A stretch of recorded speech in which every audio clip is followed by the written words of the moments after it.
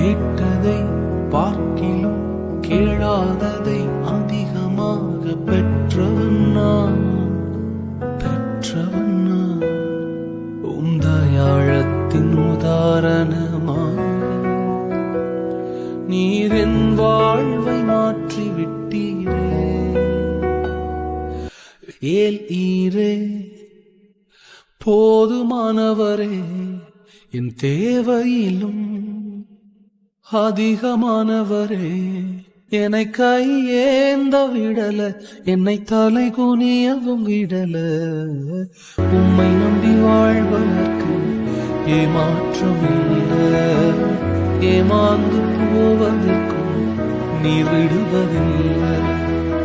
உம்மை நம்பி வாழும் எனக்கு ஏமாற்றமில்லை, ஏமாந்து போவதற்கு நீர் விட்டதில்லை.